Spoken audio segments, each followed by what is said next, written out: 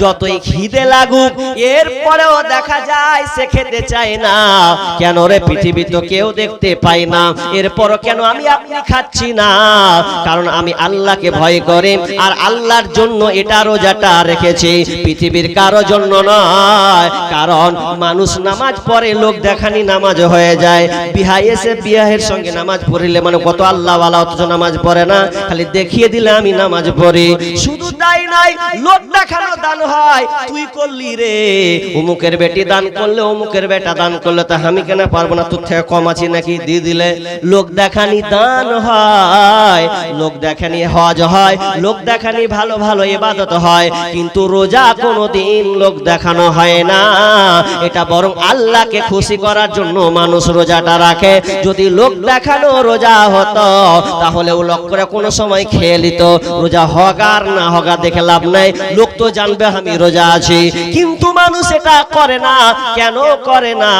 কারণ সে এই রোজাটা কোনো ব্যক্তিকে খুশি করার জন্য রাখে না, বরং আল্লাহকে খুশি করার জন্য এই রমজান মাসে রোজা রাখে।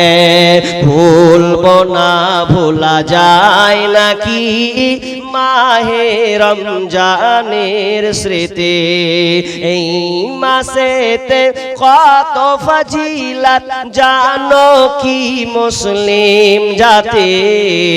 ভুলবো না, ভোলা যায় নাকি মাহে রমজানের স্মৃতি। আল্লাহর সেই পবিত্র কালাম মহাগ্রন্থ আল কোরআন, কি মহিমায় মাসে হয়েছে তার আগমন। যার কারণে এত সম্মান দিয়েছেন প্রভু রহমান। রহমত বরকতেরি মাস জ্বালাও আমলের বাতে। ভুলবো না, ভোলা যায় নাকি মাহে রমজানের স্মৃতি। ভুলবো না, ভোলা যায় নাকি মাহে রমজানের স্মৃতি। রমজান মাসটা তাহলে কত গুরুত্বপূর্ণ। জি, এবার চলেন, এবার রোজা কে রাখবে আর কে রাখবে না, কার জন্য ছাড় আছে আর কার জন্য ছাড় নেই, এটা বলবো। এটা অনেক সময় বলতে পারি না। আল্লাহ রাব্বুল আলামিন বলছেন আইয়ামাম মা'দুদাত, নির্দিষ্ট কয়েকটা দিন অর্থাৎ এক মাসের রোজা তোমাদের জন্য দিয়েছে, নির্দিষ্ট কয়েকটা দিন। ফামান কানা মিনকুম মারিদান আও আলা সাফারিন, এই তোমরা শোনো, অতএব তোমরা শোনো, তোমাদের মধ্যে যারা অসুস্থ হবে কিংবা সফরে থাকবে, তুমি অসুস্থ হয়ে গেছো রমজান মাসে, এজন্য তুমি রোজা রাখতে পারছো না, ভালো করে কান লাগান আয়াতটার দিকে। আল্লাহ সুবহানাহু ওয়া তাআলা বলছেন ফামান কানা মিনকুম মারিদান আও আলা সাফারিন, তোমাদের মধ্যে যারা অসুস্থ হবে কিংবা সফরের হালাতে থাকবে, আপনি এখান থেকে গেলে বোতল বাড়ি থেকে নিয়ে আপনি যাবেন কোথা? বহরমপুর। কোথা যাবেন? মালদা যাবেন সফর আপনার। আপনি সফরে যদি আপনি রোজা না রাখেন আপনার কোনো সমস্যা নাই, আপনাকে আল্লাহ ছাড় করে দিয়েছেন। তবে শুনেলেন, এটা ছাড় মানে এমনটা নয় যে আপনি পরে করবেন না। ফাইদাতুম মিন আইয়ামিন উখার, বরং তুমি অন্য সময় যখন তুমি সুযোগ পাবে এটাকে পূরণ করে দেবে। তুমি আজকে অসুস্থ আছো, অসুস্থ যখন তোমার ভালো হয়ে যাবে, যখন তুমি আরোগ্য শিফা লাভ করবে, তখন তুমি রোজাটাকে রেখে দেবে। কারণ রোজা তোমার জন্য মাপ নাই, ছাড় নাই, ছাড় নাই। তুমি পরে আদায় করবে। সফরে আছো পরে আদায় করো, অসুস্থ আছো সফরে আদায় করো। আল্লাহ সুবহানাহু ওয়া তাআলা বলছেন ওয়ালাল্লাযীনা ইউতিকুনাহু ফিদিয়াতুন তুআমু মিসকিন। অতএব এরপরে যদি তুমি রোজা রাখতে না পারো, ওয়ালাল্লাযীনা ইউতিকুনাহু ফিদিয়াতুন তুআমু মিসকিন, যদি এরপরে তোমার কষ্ট হয়, যদি তোমার সমস্যা হয়, এরপরে যদি আরো কষ্ট হয়, তুমি প্যারালাইসিস রোগী হয়ে গেছো, প্যারালাইসিস হয়ে গেছে তোমার, সুগার প্রেসার তোমার বৃদ্ধি পেয়েছে, ও হয়ে গেছে, এমন রোগ তোমাকে আল্লাহ দিয়ে দিয়েছেন, তুমি মনে করছো আমার রোগটা আর ভালো হবে না, এই জন্য তোমাকে আল্লাহ ছাড় দিয়েছে। তবে একটা কাজ তোমাকে করতে হবে, সেটাকে ফিদিয়াতুন তুআমু মিসকিন, তোমাকে ফিদিয়া দিতে হবে, মিসকিনকে খাবার দিতে হবে। কোনো ব্যক্তি যদি রোজা না রাখতে পারে, তবে ভালো করে মশলাটাকে শুনেলেন, পরে যদি আপনি সুস্থ হন তাহলে আপনি ফিদিয়া দিবেন না। যদি আপনার এরকম হয় যে আমি আর রোজা অসুস্থ হব কিনা আল্লাহ জানে, আমার অবস্থা খুবই খারাপ, তাহলে আপনাকে আল্লাহ তাআলা ফিদিয়া দিতে বলেছেন। কত ফিদিয়া আপনি দেবেন? আপনার এক মানে দিবেন কতগুলো আদাসা, আদাসা মানে 100 কিলো, কেউ আবার বলেছেন 1.5 কিলো, অর্থাৎ আদাসা 100 কিলো কিংবা 1.5 কিলো। 100 কিলো যদি হয় তো প্রায় 30টা রোজার 38 কিলো চাউল, এবং যদি এক মাস যদি 1.5 কিলো করে ধরা হয় তাহলে প্রায় 48 কিলো চাল, 45 কিলো চাল আপনাকে দিয়ে দিতে হবে। কাকে দিবেন? এটা গরিবকে আপনাকে দিতে হবে, তাহলে আল্লাহ আপনাকে ক্ষমা করে দেবেন, আর আপনাকে আর কোনো আপনার কোনো অসুবিধা নাই। তবে শুনেলেন, যারা রোজা রাখতে পারবেন না এটা তাদের জন্য, যেমন একটা লোক বয়স্ক হয়ে গেছে, ও জানছে আমি আর জীবনে রোজা রাখতে পারবো না, এটা আমার দ্বারা সম্ভব নয়, তাহলে ওই লোকটা ফিদিয়া দিয়ে দেবে, ফিদিয়া দিয়ে দিতে হবে।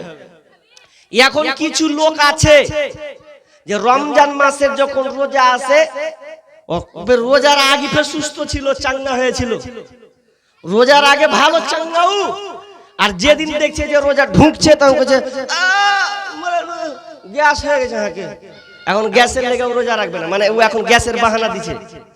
তো তুমি গ্যাসের বাহানা যদি মারো তাহলে শুনে লাও, একজন মৌলানা ফতুয়া দিয়েছে, জানি না ফতুয়াটা কতটা সঠিক। ওকে একজন চলে গেছে, বলছে মৌলভী সাহেব আমি রোজা রাখতে পারবো না। কেন রে? বলছে আর গ্যাসের প্রবলেম, থাকতে পারবো না। তখন মৌলভী সাহেব তখন বলছে তুই যখন রাখতে পারবি না তো তোকে ফিদিয়া দিতে হবে। তো তখন গুনে গুনে বলছে তুই দিনে কত খাস? দিনে 150 টাকা চলে যায়। তাহলে দিনে যদি তুই 150 টাকা যদি তো দিনে চলে, ওকে ওকে মানে একটু মোগর দেওয়ার লেগে, তো দিনে যদি তো 150 টাকা করে চলে, তাহলে মিনিমাম তোকে এক কাজ করতে হবে, 100 টাকা করে যদি তুই খাস মিনিমাম, তাহলে 3000 টাকা হচ্ছে না, হয় না? হচ্ছে তো নাকি? 3000 টাকা হচ্ছে। তোকে বলছে তাহলে তুই 3000 টাকা দিয়ে দিবি। আর যখন কয়েছে তুই 3000 টাকা দিয়ে নিবি, তুই আপনার বাড়ি চলে যা, চিন্তা করছে 3000 টাকা দিতে হবে। তখন তারপর দিন ওই ফের রোজা রেখে দিয়েছে, তার জোহরের নামাজ আগা দিকে কাতারে। তখন কইছে হ্যাঁ হ্যাঁ তুই জোহরের কাতারে, মানে কইছে রোজা রেখে দিয়েছি, রোজা কেউ ছাড়ে, যাই হবে মরি তো বাঁচি, রোজা রাখবো। এখন পয়সার কথা শুনেছে তো আর পিছলি চমকে গেছে যে পয়সা দিতে হবে, মানে ছাড় হবে কিনা ও অপশন খুঁজে বেড়াচ্ছিল, ছাড় নাই। তো রোজা আপনাকে রাখতে হবে। তবে যে মেয়েরা প্রেগনেন্ট বা দুগ্ধবর্তী অর্থাৎ বাচ্চাকে দুধ পান করায়, তারা রোজা রাখবে কি রাখবে না? তারাও রোজা রাখবে যদি ওই মেয়েটা যদি মনে করে যে না আমি পারবো। যদিও ওদের জন্য ছাড় দেওয়া আছে যে একটা মেয়ে বাচ্চাকে দুধ পান করাচ্ছে, তাহলে এটা সে যদি রোজা রাখে তো বাচ্চার ক্ষতিকর হবে। কাঁচা ছেলে যদি হয়, অল্প বয়সের ছেলে যদি হয়, মানে সন্তান হয়, হয়তো 1 বছর হয়নি, 5 মাস 6 মাস বিকল্প খাবার নেই, তাহলে ও যদি মনে করে যে না আমি রোজা রাখবো না, তাহলে ওই মা ওই বোনকে যখন সুবিধা হবে তখন রোজা রেখে দিতে হবে। জি, প্রেগনেন্ট হলেও একই, পরে সে যখন ভালো হবে তখন ওই রোজাটা পালন করবে। ওদের জন্য ফিদিয়া নয়, ওরা ফিদিয়া দিবে না। মশলাটা বুঝতে পারলেন তো? জি, তাহলে রোজা কে রাখবে কে রাখবে না এটা আমরা বুঝতে পারলাম। যারা বাল্য ছোট তাদের উপরে ফরজ নাই। একেবারে যারা বৃদ্ধ হয়ে গেছে, ওর জ্ঞান সেরকম নেই, ছোট ছেলের মতন, বাচ্চা ছেলের মতন, সকালে এক তো বিকালে এক, জ্ঞানের কোনো ই নাই, তাহলে ওই লোকটা, ওই বয়স্ক লোকটা রোজা রাখার কোনো অসুবিধা নাই, ও কাফারাও লাগবে না। যদি ওর বিবেক লোপ পায়, স্মৃতিশক্তি লোপ পায়, তাহলে ওকে আর রোজা রাখতে হবে না। জি, তো আমরা এতটুকুই বুঝলাম যে আমাদেরকে রোজা কাকে রাখতে হবে কাকে রাখতে হবে না। এবার আমরা চলে যাই যে রোজা রাখবো, কিন্তু রোজা রাখতে গিয়ে আমাদেরকে কি করতে হবে ওই সময়টা খুবই টপিক, গুরুত্বপূর্ণ একটা বিষয়। সেটা কি বিশ্বনবী বলছেন মান সামা রমাদানা ঈমানাও ওয়া ইহতিসাবা গুফিরা লাহু মা তাকদ্দামা মিন যামবি। আল্লাহ রাসূল বলছেন মান সামা রমাদানা ঈমানা, যারা রমজান মাসে রোজা রাখে ঈমান এবং নিয়তকে মনে করে, সওয়াবের আশায়, ঈমান এবং সওয়াবের আশায় যারা রমজান মাসে রোজাকে রাখে, তাহলে বিষ্ণু বলছেন তাদের পূর্ববর্তী গুনাহকে আল্লাহ ক্ষমা করে দেবেন। যদি কেউ ঈমান এবং সওয়াব নিয়ত, ভালো নিয়তের উদ্দেশ্যে যদি সে রোজা রাখে, তাহলে আল্লাহ সুবহানাহু ওয়া তাআলা তার পূর্ববর্তী গুনাহ যেগুলো আছে ওইগুলো সমস্ত গুনাহকে আল্লাহ ক্ষমা করে দেবেন। দুইটা শর্ত ব্যবহার লাগিয়েছেন। আপনি যখন নামাজ পড়েন তো নামাজ পড়তে গিয়ে আপনাকে উযু করতে হয় কি হয় না? উযু হলো শর্ত, উযু না হলে নামাজ হবে না, উযু করতে হবে, তারপরে আপনাকে নামাজ যেতে হবে। তো ঠিক তেমনি ভাবে যদি আপনি রোজা রাখতে চান, তাহলে রোজা রাখার আগে দুইটা জিনিসকে আগে শর্ত পূরণ করতে হবে। একটা হলো ঈমান আর একটা হলো ইহতিসাব। ঈমান এবং ইহতিসাব, ঈমান ছাড়া যদি আপনি রোজা রাখেন, যদি ঈমান আপনার কাছে না থাকে, তাহলে ওই রোজা রেখে আল্লাহর কাছে কোনো লাভ নাই। তার মানে আপনাকে পরিপূর্ণ ঈমান নিয়ে আসতে হবে। ঈমানের মধ্যে কোনো খান্তি থাকা চলবে না। কেমন খান্তি? ধরেলেন আপনার শরীরে, আমার শরীরে এখন রূহ আছে, আত্মা আছে, আত্মা আছে বলে আমি হাত নাড়াতে পারছি, কথা বলতে পারছি। যদি আমার আত্মাটা বেরিয়ে যায়, তাহলে আমার শরীরটা অচল হয়ে যাবে, আমি কথা বলতে পারবো না। এক কথায় আমার নাম হয়ে যাবে লাশ, এটা লাশ হয়ে যাবে। ঠিক তেমনি ভাবে যদি আপনার ঈমান না থাকে, তাহলে রোজা রেখে আপনার ফায়দা হবে না। নাম্বার দুই নম্বর হলো আপনাকে সওয়াব আশা আকাঙ্ক্ষা রাখতে হবে। কোন নিয়তে আপনি রোজা রাখছেন? আপনি জীবনে পূর্বে আপনি আগে অনেক গুনার কাজ করেছেন, পাপাচার, অশ্লীল, বেহায়াপনা কাজ করেছেন। এই সমস্ত কাজ আগে আপনাকে ত্যাগ করতে হবে, নিয়ত করে নিতে হবে, আল্লাহ আমি আর কোনোদিন পাপে লিপ্ত হব না, আল্লাহ আমি কোনোদিন অন্যায় কাজ করব না, আল্লাহ আমি কাউকে অপহরণ করব না, গালিগালাজ করব না, খারাপ অশ্লীল অশ্লীল কাজ আমি করব না। এই নিয়ত ঠিক করে যদি তুমি রোজা রাখো, তাহলে তোমার পূর্বের গুনাহ আল্লাহ ক্ষমা করে দেবেন। আর যদি তোমার মধ্যে রোজাও থাকে, অন্যায় কাজ যদি তোমার হাতের দ্বারা হয়, তাহলে শুনে নাও তোমার রোজা রেখে আল্লাহর কাছে কোনো লাভ হবে না। রোজা রাখাই হবে। রোজা আছেন, রোজা রেখে গেল দিয়ে দিলেন, তোর কিছু খারাপ গেল দিয়ে দিলেন, তাহলে রোজা গেল। ও রোজা 12 ঘন্টা না খেয়ে থেকে তোমার কোনো লাভ নেই। এখন মেয়েরা যদি মাথায় কাপড় না দিয়ে যদি হুড় হুড় করে ঘুরে বেড়ায় রোজা অবস্থায়, তাহলে তোমার ওই মাথায় কাপড় খুলাই হলো, রোজা খাতমার না খেয়ে থাকাই হলো, কোনো লাভ ফায়দা হলো না। এখন তুমি যদি তোমার বাড়ির পাশাপাশিকে যদি খানিক 5 মিনিট ঝগড়া করলাও গেল দিয়া আইনা গুজরলেন কাপড় আর রোজা আছেন, তাহলে ও রোজা আল্লাহর কাছে কবুল হবে না, বরবাদ। অন্যায় অশ্লীল কাজ থেকে বাঁচতে হবে। দলিল কি? হাদিস দিচ্ছি আপনাকে। আল্লাহ রাসূল বলছেন মাল্লাম ইয়াদা কাওলাজ জুর ওয়াল আমালা বিহি। আল্লাহ রাসূল বলছেন মাল্লাম ইয়াদা কাওলাজ জুর, যেই ব্যক্তি রমজান মাসে রোজা রেখে মিথ্যা কথা এবং অগরিহিত কাজ, অন্যায় অশ্লীল কাজকে ছাড়তে পারল না। হাদিসটা ভালো করে মূল্যায়ন দেন। কি বলছে?